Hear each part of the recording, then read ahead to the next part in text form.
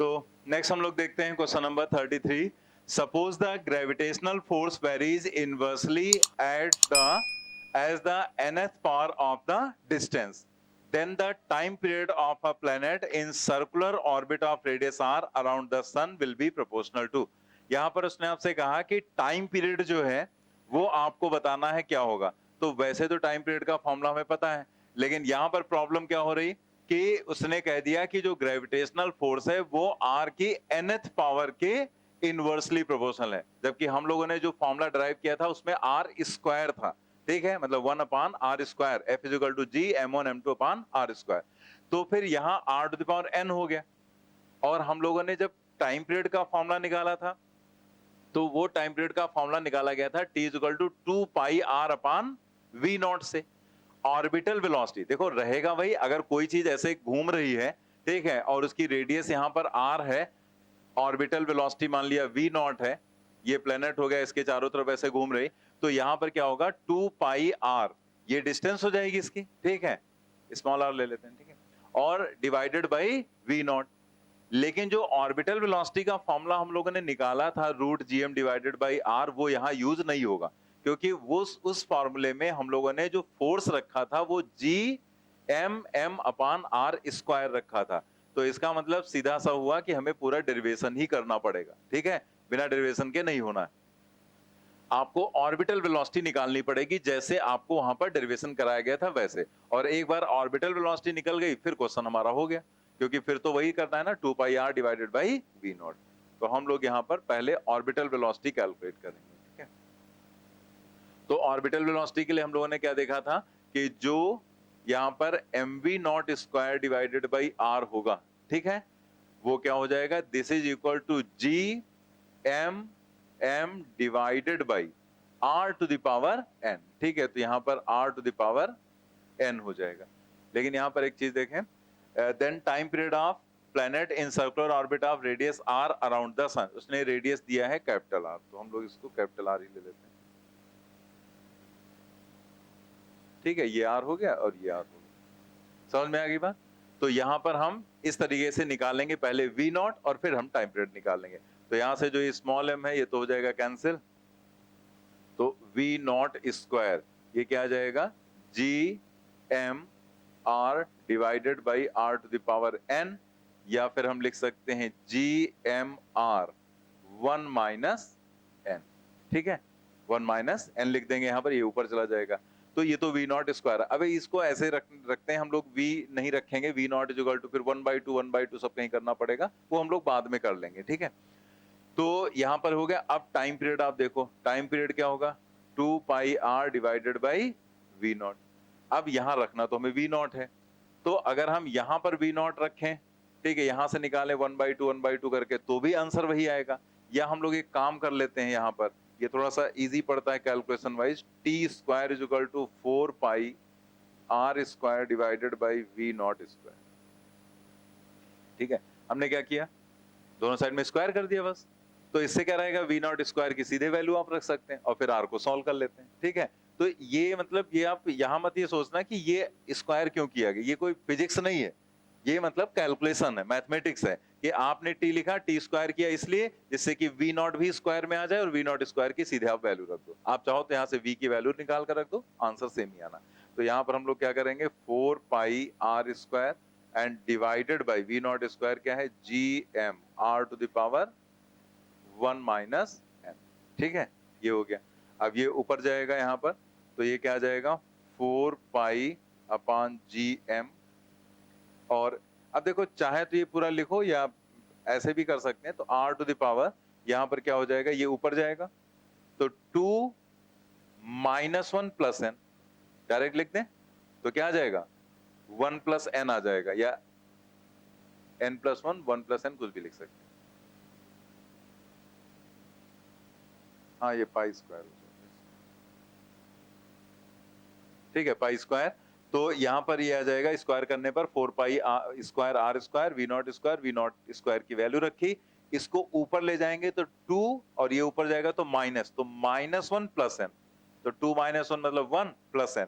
तो अपने हिसाब से सॉल्व करो तो कैलकुलेशन, तो यहाँ से फिर आप देखो t स्क्वायर क्या आ गया, T square proportional to r to the power 1 plus n, और या फिर आप लिख सकते हैं T proportional to r to the power 1 plus n divided by 2। Second option आ जाएगा, ठीक है। नेक्स्ट देखते हैं फिर क्वेश्चन नंबर 34। नोट हो गया ना। नेक्स्ट देखते हैं क्वेश्चन नंबर 34। अ जियो स्टेशनरी सैटेलाइट। अब जैसे उसने यहां पर लिखा जियो स्टेशनरी, हमारे दिमाग में तुरंत जियो स्टेशनरी सैटेलाइट के बारे में आ जाना चाहिए कि जियो स्टेशनरी सैटेलाइट क्या था और उसका टाइम पीरियड वगैरह क्या था। तो टाइम पीरियड जियो स्टेशनरी का क्या था? 24, ठीक है, 24 आवर। जो जियो स्टेशनरी मतलब जो अर्थ के रेस्पेक्ट में आपको स्टेशनरी दिखे वो जियो स्टेशनरी होगा। तो जियो स्टेशनरी सैटेलाइट का जो भी टाइम पीरियड होता है वो होता है 24 आवर, मतलब अर्थ का जो टाइम पीरियड रहता है एक रोटेशन का, वही उसका रहता है, ठीक है। Satellite is orbiting the earth at a height of 6 hour above the surface of the earth, ठीक है। तो 6 आवर पर, R being the radius of the earth, what will be the time period of another satellite at a height 2.5 hour from the surface of the earth. तो उसने कहा 2.5 पर जो है, आर पर है, उसका यहां पर क्या हो जाएगा? Time period. लेकिन आप यहां ध्यान दो, ये जो दिया गया है 6 आर, ये दिया गया है above the surface of earth, मतलब ये स्मॉल आर है या एच है? एच है। सरफेस से ऊपर जो होगा वो एच होगा, और ये भी है फ्रॉम द सरफेस, यानी कि ये भी एच है। मतलब जो टाइम पीरियड का फॉर्मूला होता है तो वो लिखने की पूरा जरूरत है नहीं, T square directly proportional to R cube, ये हम लोग लिखते हैं ना। तो फिर यहां पर हम लिख सकते हैं T2 divided by T1 to the whole square is equal to R. तो हम लोग लिखेंगे आर, यहां पर एक बार लिख देते हैं इसे, ठीक है, R2 divided by R1 to the power 3। अब R2 का मतलब हो जाएगा R प्लस 2.5 आर, ठीक है। R2 मतलब 2 लिख रहे हैं ना पहले, तो नीचे वाला पहले लिखेंगे 2.5 आर, और फिर R1 वो क्या है 6, तो ये हो जाएगा 6 R and to the power 3 हो जाएगी, ठीक है। तो T2 divided by T1 to the whole square is equal to, ये हो गया 3.5 आर, और ये हो गया कितना? 7 आर टू द पावर 3, यानी कि आर कैंसिल, 1/2, 1/8 आ जाएगा, ठीक है। तो T2 divided by T1 is equal to 1/2 root 2, 8 का स्क्वायर रूट 2 रूट 2। तो हम लोग यहाँ पर T2 लिख सकते हैं, T2 is equal to T1 divided by 2 root 2। Geostationary satellite, इसका जो टाइम पीरियड होगा दैट इज T1, वो कितना होगा? 24 आवर। तो हम लोग यहाँ पर लिखेंगे 24 आवर डिवाइडेड बाई 2 रूट 2, लेकिन ऐसा कोई आंसर दिख नहीं रहा, इसलिए रूट 2 से ऊपर नीचे कर दिया मल्टीप्लाई, तो नीचे आ गया 4, तो 24/4 6 रूट 2 आ जाएगा, 6 root 2, first option correct. Next try करेंगे 35 नंबर। तो ऐसे क्वेश्चन आपके यहाँ पूछा भी गया है और बढ़िया क्वेश्चन है, और इस तरह का जैसे जो भी क्वेश्चन रहेगा तो उसमें आप ये वाला जो फॉर्म है, मतलब T square directly proportional to R cube, इसीलिए अलग से भी लिखवा दिया गया था, केपलर्स लॉ, ठीक है, यही होता है। तो हम लोग यहाँ पर करेंगे, लेकिन जब भी हम लोग इस तरह से आर यहाँ पर अप्लाई करते हैं तो हमने बताया था केपलर्स लॉ में तो अलग चीज बताई गई थी ना, सेमी मेजर एक्सेस, लेकिन यहाँ पर हम लोग चूंकि क्वेश्चंस करते समय सब कहीं सर्कुलर ऑर्बिट ही मानते हैं, तो सर्कुलर ऑर्बिट की रेडियस आपको यहाँ पर रखनी होगी, ठीक है। तो यही बस आप ध्यान रखेंगे, और बाकी तो कैलकुलेशन है। कोई भी क्वेश्चन अगर आप ध्यान दो तो जैसे कई लोगों को हर क्वेश्चन, उनको पूरा क्वेश्चन ऐसे देखते हैं फिर कहते हैं सब कुछ कॉम्प्लिकेटेड है, लेकिन कोई भी क्वेश्चन कॉम्प्लिकेटेड नहीं रहता है। कोई भी क्वेश्चन अगर आप देखो तो कुछ क्वेश्चंस को छोड़कर, एक्सेप्शंस कुछ रहते हैं तो उनको छोड़ दो, जिसमें थोड़ा सा कुछ बड़े क्वेश्चंस होते हैं। नॉर्मली जो क्वेश्चन होता है वो 2 लाइन में खत्म हो जाता है, ठीक है, 2-3 लाइन में वो क्वेश्चन खत्म हो जाता है, उसके बाद तो सिर्फ कैलकुलेशन चलता है। और ज्यादातर जो नीट में जैसे क्वेश्चन, आप कोई भी पेपर उठाकर देख लो, कोई भी पेपर, खासकर इधर के जो पेपर्स आ रहे हैं उनको अगर आप उठाकर देखो तो उसमें आउट ऑफ 45 जितने आपको करने हैं उसकी बात करें, उसमें से 40 क्वेश्चन ऐसे ही रहते हैं जिनका कॉन्सेप्ट 2 लाइन के अंदर ही खत्म हो जाता है, बाकी कैलकुलेशन वाइज थोड़ा बहुत कम ज्यादा हो सकता है। तो जैसे यही क्वेश्चन देखो, अब इस क्वेश्चन में क्या था, हमने क्वेश्चन पढ़ा, बस उसकी लैंग्वेज हमें समझ में आनी चाहिए क्या है। तो लैंग्वेज तभी समझ में आती है जब हमारे कॉन्सेप्ट क्लियर होते हैं, हमारी थ्योरी क्लियर होती है। इसलिए हम हमेशा आपसे कहते हैं कि थ्योरी पर जोर दिया करो, जो थ्योरी आपको पढ़ाई गई उसको प्रॉपर समझो, क्योंकि वो थ्योरी, वो डायग्राम, वो डेरिवेशंस जब समझे हुए होते हैं, मतलब कोई रटना नहीं, क्योंकि डेरिवेशन तुम्हें करना है नहीं, तो आपको जब वो समझा हुआ होता है सब, तो आपको क्वेश्चन की लैंग्वेज समझ में आ जाती कि उसमें क्या पकड़ना है, क्या देखना। अब जैसे क्वेश्चन पढ़ रहे थे तो हमारे दिमाग में फॉर्मूला आया, तो हमने तुरंत सोचा कि जो आर होता है वो कहां से लिया जाता है, सेंटर से, तो R is equal to R plus H भी रखते हैं। तो हमने तुरंत मार्क कर लिया कि उसने एच दिया है या आर दिया है, तो तुरंत हमने देखा सरफेस से दिया, इसका मतलब उसने एच दिया था। तो वो थ्योरी जब क्लियर होगी तो आप उसे तुरंत समझ जाओगे। और जैसे इस क्वेश्चन की बात करें तो यही तो खत्म हो गया था क्वेश्चन, कि अगर T square directly proportional to R cube होता है तो T2 बाई T1 करना है, R2 बाई R1 करना है, R1 R2 की वैल्यू रख देनी है और फिर तो कैलकुलेशन है सारा, ठीक है। तो इसीलिए मैकेनिक्स पढ़ना बहुत जरूरी होता है। पहले मैकेनिक्स के बार बार हम कहते नहीं रहते थे, क्वेश्चंस करते रहो, उसके क्वेश्चंस बहुत करो, इतना करो रट जाए तुम्हें क्वेश्चंस, उसके सॉल्यूशंस पूरे स्टेप्स। क्यों कहते थे? क्योंकि वहां कैलकुलेशन बहुत होता है, और वो कैलकुलेशन हम लोग सीख जाते हैं तो वही कैलकुलेशन यहाँ पर सब कहीं यूज होता रहता है। तुमने इतना यहाँ तक पढ़ लिए हो, तुमने ऑब्जर्व किया होगा हमारी जो बात स्टार्टिंग की थी कि ज्यादातर जगह पर सेकंड वाली जो बुकलेट है, वेक्टर और वर्क एनर्जी के कॉन्सेप्ट, ये तीन ही चीजें ज्यादातर यूज होती रहती कि नहीं। अगर आपकी सेकंड बुकलेट अच्छे से प्रिपेयर है, उसके सारे क्वेश्चंस वगैरह सब कुछ, वेक्टर आपका अच्छे से तैयार है, और जो वर्क एनर्जी पावर में आपको पढ़ाया गया था, वर्क एनर्जी के जो कॉन्सेप्ट, वो अगर आप देखो तो ज्यादातर जगह पर वही चीजें घुमा फिरा कर आ जाती हैं, ठीक है, और वही चीजें हमें कॉम्प्लिकेटेड लगने लगती हैं अगर हमारा प्रिपेयर नहीं। तो अभी भी आपके अगर जो जरा भी डाउट्स हैं या उसमें कोई भी प्रॉब्लम है, तो आप सोचो पूरी फिजिक्स स्ट्रॉन्ग करने का वही एक तरीका है आपके पास, कि आप सेकेंड बुकलेट जो हमारी है और जो वेक्टर है और जो वर्क एनर्जी, उसको इतना प्रिपेयर कर लो, इतना अच्छे से तैयार कर लो कि उसमें कहीं कोई डाउट, ना तो क्वेश्चन में कोई डाउट बचे और ना ही किसी तरह के किसी कॉन्सेप्ट में। फिर देखो आपको सब कुछ आसान लगेगा, जो भी आगे पढ़ते जाएंगे सब इजी आपको लगेगा, ठीक है।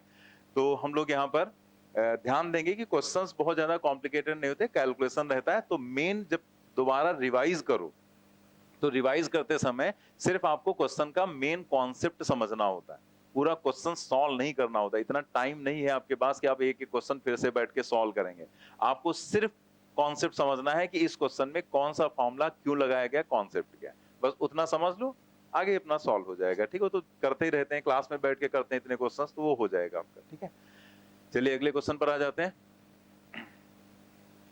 Kepler's third law states that square of period of revolution t of a planet around the sun is proportional to third power of average distance between sun and planet, that is t square is equal to k r to the power 3।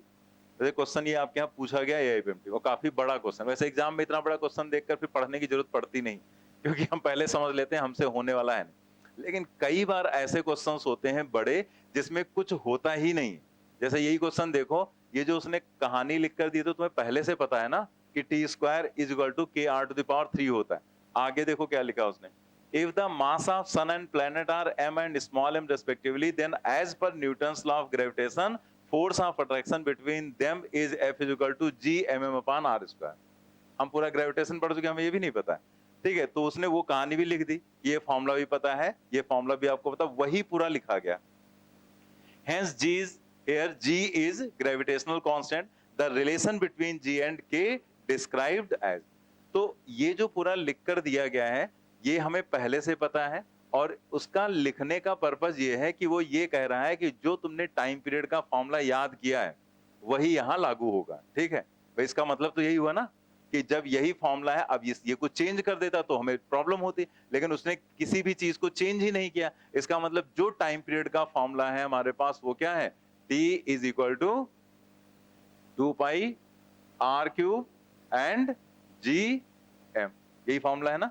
तो वही formula यहाँ पर use हो जाएगा। अब हम लोग चूंकि टी स्क्वायर दिया गया तो इसको कर लेते हैं स्क्वायर, तो यहाँ पर हमने स्क्वायर किया तो ये क्या हो जाएगा, 4 pi square r cube divided by gm, ठीक है।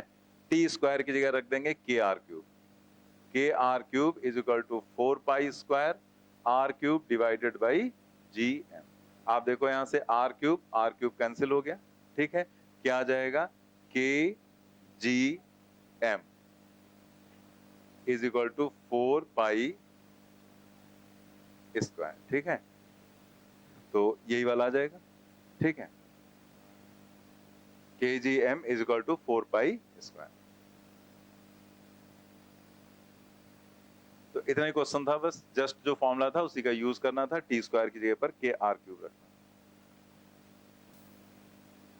नेक्स्ट क्वेश्चन ट्राई करते हैं, नोट कर लिया था ना सही।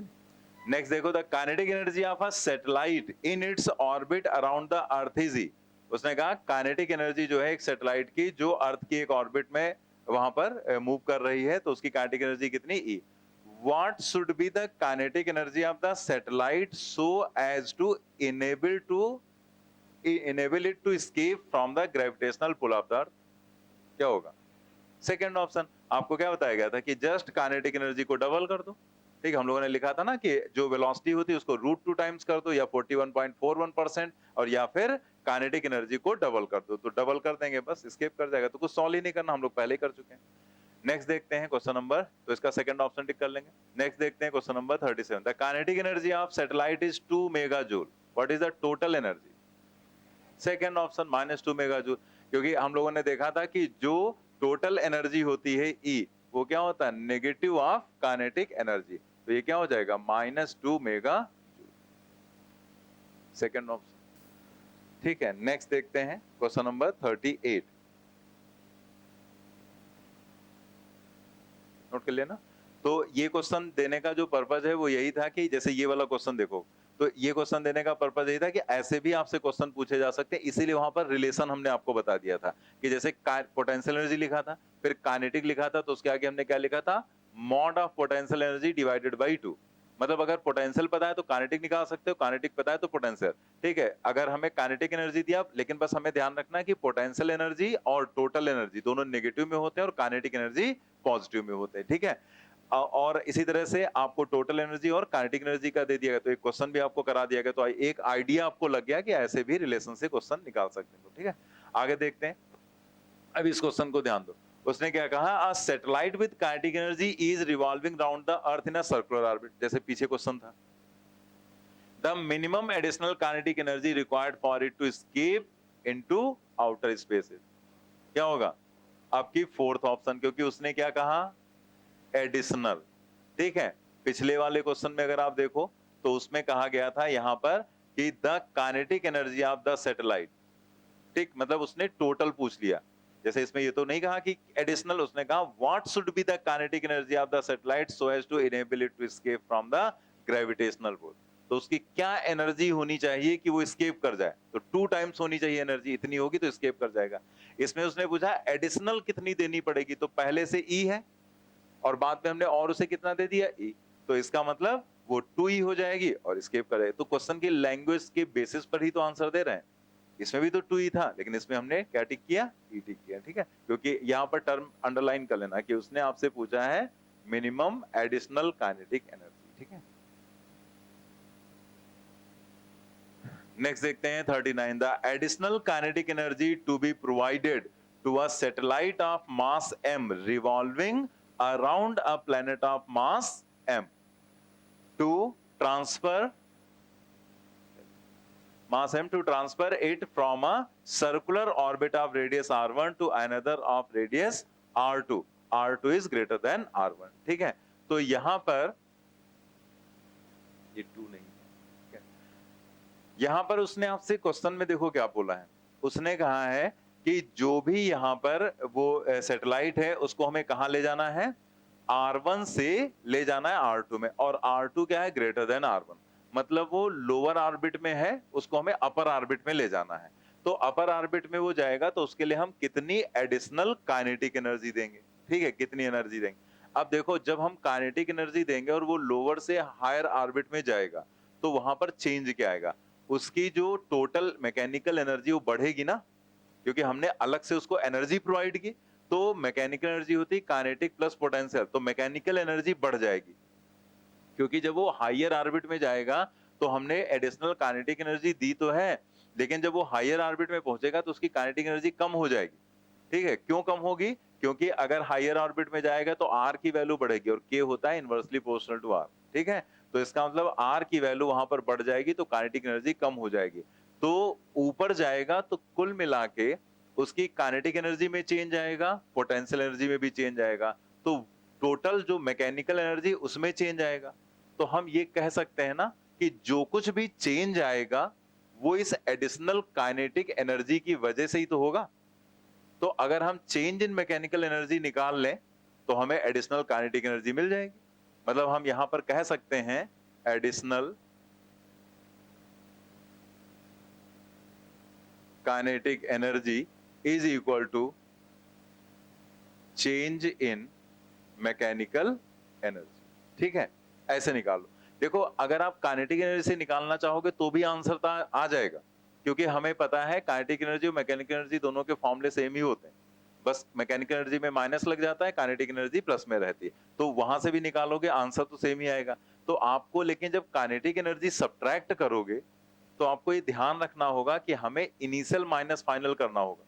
क्यों? क्योंकि जब आप ऊपर लेवल में जाओगे तो काइनेटिक एनर्जी कम हो जाएगी, तो उससे निकालने में थोड़ा सा आप गड़बड़ कर सकते हैं। क्वेश्चन आपके यहाँ पूछा गया है, तो हमने इसीलिए इसको आपको क्या बताया कि अगर वो नीचे से ऊपर की ऑर्बिट में गया तो उसकी मैकेनिकल एनर्जी में चेंज आया और वो चेंज इस एनर्जी की वजह से ही हुआ। तो अगर हमें एडिशनल काइनेटिक एनर्जी चाहिए तो हम सीधे सीधे क्या कर लें, चेंज इन मैकेनिकल एनर्जी, जो चेंज आया है वो एडिशनल काइनेटिक एनर्जी की वजह से। तो ये ज्यादा आसान रहेगा। तो इसमें हम लोग क्या करेंगे, यहां पर E final minus E initial. ठीक है, अब फाइनल इधर लिख देते हैं।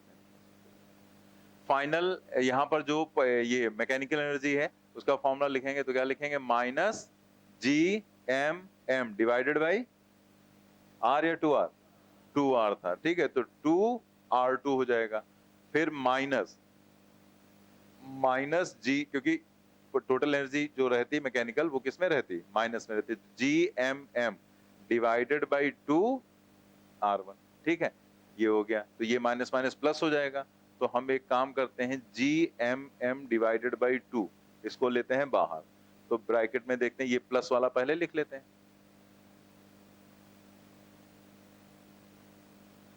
प्लस वाला पहले लिखेंगे, तो 1/R1 माइनस 1/R2। ठीक है, कौन सा option, fourth, 1/2 GM_m 1/R1 minus 1/R2। The satellite of mass m revolving in a circular orbit of radius r around the earth has kinetic energy E, then its angular momentum will be। अब जैसे angular momentum उसने आपसे पूछा, तो angular momentum क्या होता है, mv/r होता है ना। ठीक है, अब ये mv आपको निकालना है। ठीक है, तो जैसे हम प्रूफ नहीं कर रहे हैं, हम डायरेक्ट बता दे रहे हैं, क्योंकि हम लोग ये कर चुके हैं। mv=p होता है और p=√2mk होता है, तो 2m और k की जगह पर E, क्योंकि उसने काइनेटिक एनर्जी के लिए जो सिंबल दे रखा है वो E दे रखा है। ठीक है, तो वैसे हम लोगों ने पढ़ा था कि P= होता है √2mk। ठीक, ये हम लोगों को पता है ना पहले से ही, मोशन इन 1D में ही पढ़ा दिया था आपको। तो ये रहता है, तो यहाँ पर mv=p=√2me आ जाएगा, बस k की जगह E रख दिया, बस यही वैल्यू यहाँ रख। तो L क्या आ जाएगा, √2m इंटू E और इंटू R, ये अंदर ले जाएंगे तो 2mE/r²। बाकी अगर ये आपको नहीं याद है तो आप क्या कर सकते हैं, फिर आपको बता ही दिया गया था डेरिवेशन, वही k=12 mv², m से ऊपर नीचे मल्टीप्लाई करके आप डेराइव कर सकते हैं। वो तो आपको पहले से ही 2 जगह बताया, पहले मोशन इन 1D में बताया गया था, फिर लीनियर मोमेंटम में भी आपको कराया गया था। ठीक है, नेक्स्ट हम लोग क्वेश्चन देखते हैं, क्वेश्चन नंबर 41। ये नोट कर लिया सभी ने, हो गया नहीं? 41 देखते हैं। 2 astronauts are floating in gravitational free space after having lost contact with their spaceship. The two will first keep floating at the same distance. Second, move towards each other. देखो यहाँ पर जो सेकेंड वाला ऑप्शन होगा, move towards each other, यही सही होगा। देखो यहाँ एक चीज ध्यान दो, ग्रेविटेशनल फ्री स्पेस, मतलब वहां पर किसी और तरह का कोई फोर्स, कोई फील्ड नहीं है। मतलब जैसे ये स्पेस है जहां पर वो लॉस हुआ है कांटेक्ट, ठीक है, तो यहां पर सपोज कर लो कोई फील्ड नहीं किसी तरह का, मतलब किसी दूसरे प्लेनेट का वहां पर कोई इफेक्ट ही नहीं, तो एकदम फ्री स्पेस है। तो फिर यहां पर अगर दो ये पर्सन है, ठीक है, बस यही दो बचे, तो क्या होगा कि अब ये दो हैं, तो यहां पर क्या होगा कि ये दोनों के बीच में एक अट्रैक्शन फोर्स डेवलप हो जाएगा, G m1m2/r²। तो अब वो इनके ऊपर किसी और तरह का कोई फोर्स लग ही नहीं रहा है। तो जब कोई और फोर्स लग ही नहीं रहा है, तो चाहे वो बहुत ही माइन्यूट सा फोर्स हो, वो अगर लगने लगा तो उधर ही डायरेक्शन में चलना स्टार्ट कर देंगे, तो दोनों एक दूसरे की तरफ चलना स्टार्ट कर देंगे, मतलब move together towards each other, move towards each other. ठीक, नीट में आपके यहाँ पूछा गया था क्वेश्चन, तो क्लियर हो गया ना। तो यहां पर ये चीज बस ध्यान देनी थी, ग्रेविटेशनल फ्री स्पेस, मतलब वहां किसी और तरह के किसी प्लेनेट का कोई इफेक्ट नहीं है। ठीक है, नेक्स्ट देखते हैं, the kinetic energy of a planet in an elliptical orbit about the sun at positions A, B and C are Ka, Kb and Kc respectively. AC is the major axis and SB is perpendicular to AC at the position of the sun S as shown in the figure. Then तो आपको बताना है इसमें से कौन सा क्या होगा, सेकेंड ऑप्शन यहाँ पर करेक्ट हो जाएगा। सभी को क्लियर है। डायग्राम जैसे जो बने होते हैं, तो डायग्राम मतलब थोड़ा बहुत, जैसे ये डायग्राम थोड़ा सही नहीं बना हुआ है, ठीक है, तो लेकिन हमें ये इलिप्स के बारे में ये चीज पता है कि जैसे इलिप्स रहेगा तो उसमें जो सन है वो उसके फोकस पर रहेगा, ठीक है, यहाँ पर एक फोकस पर। तो अगर हम यहाँ से ऐसे लाइन ड्रॉ करेंगे तो हमें ये चीज पहले से पता है कि ये जो डिस्टेंस होती है ये मिनिमम होती है, ठीक है, मिनिमम, और ये जो डिस्टेंस होती है वो मैक्सिमम डिस्टेंस होती है। इसका मतलब मिनिमम का मतलब इससे कम कहीं और डिस्टेंस हो ही नहीं सकती। अगर ये वाली लोकेशन देखो, कहीं भी देखोगे कोई भी लोकेशन, तो इससे तो वो ज्यादा ही आना, ठीक है, उससे ज्यादा आएगा। तो जहां पर ये मिनिमम डिस्टेंस होती है, मतलब पेरिजी, वहां पर स्पीड क्या होती है, मैक्सिमम, वी मैक्सिमम होगा, और यहाँ पर स्पीड मिनिमम होती है। ठीक, ये पॉइंट है सी, ये पॉइंट है बी और ये पॉइंट है ए। तो इसका मतलब हम लोगों ने ये चीज याद भी कर ली थी कि पेरिजी मतलब जो पास वाला है, ठीक है, वहां पर, और जहां पास है वहां पर स्पीड क्या हो जाती, ज्यादा हो जाती। ठीक है, तरीका बताया था, जब भूल जाओ तो याद करना है। सन के पास में पहुंच गए, बहुत ज्यादा गर्मी लगी, भाग लिए वहां से तुरंत, तो यहां पर स्पीड मैक्सिमम और यहां पर स्पीड मिनिमम। तो जहां स्पीड मैक्सिमम होगी वहां काइनेटिक एनर्जी मैक्सिमम होगी, और जहां स्पीड मिनिमम होगी वहां काइनेटिक एनर्जी मिनिमम होगी। तो इसका मतलब यहां पर सबसे ज्यादा काइनेटिक एनर्जी ए पर, इसका मतलब सबसे ज्यादा काइनेटिक एनर्जी होगी Ka, और फिर काइनेटिक एनर्जी कहां पर होगी, B पर, ठीक है, क्योंकि ये, फिर उसके बाद काइनेटिक एनर्जी कहां पर होगी, B पर, और सबसे कम काइनेटिक एनर्जी कहां पर होगी, C पर होगी। तो यहां पर ऑप्शन सही हो जाएगा सेकेंड, ठीक है, Ka greater than Kb greater than Kc। तो ये सब चीजें उसमें लिखवा दिए था हमने, ठीक है। काइनेटिक एनर्जी का तो हमने यहाँ पर बता ही दिया था, क्वेश्चन पूछा गया था। तो जहां स्पीड मैक्सिमम वहां काइनेटिक एनर्जी मैक्सिमम, क्योंकि मास तो सब कहीं कांस्टेंट ही रहेगा जो भी प्लेनेट है। ग्रेविटेशन आपको यहाँ पर इसीलिए करा दिया गया क्योंकि आपने देखा होगा कि बहुत ज्यादा समझने में प्रॉब्लम ऐसी नहीं हुई होगी कि कहीं बहुत ज्यादा दिमाग लगाना पड़ रहा है या बहुत ज्यादा कॉम्प्लिकेटेड कॉन्सेप्ट आपको लग रहा है, क्योंकि सब कुछ इलेक्ट्रोस्टैटिक के बेसिस पर ही है, ठीक है। उसमें जो जो चीजें पढ़ी उसी के बेसिस पर यहाँ पर सारी चीजें हमें देखनी थी। तो आपने देखा होगा सब कुछ इजीली आपको, अगर आप एक दो बार रिवाइज कर लेंगे, बहुत इजीली आपका प्रिपेयर हो जाएगा ये, ठीक है। फार्मूले भी बहुत ज्यादा कॉम्प्लिकेटेड नहीं है, जो भी फॉर्मूले हैं आसानी से, कुछ फॉर्मूले डिफरेंट हैं, कुछ फॉर्मूले बिल्कुल सिमिलर टाइप के हैं, तो आराम से याद हो जाएंगे आपको, ठीक है।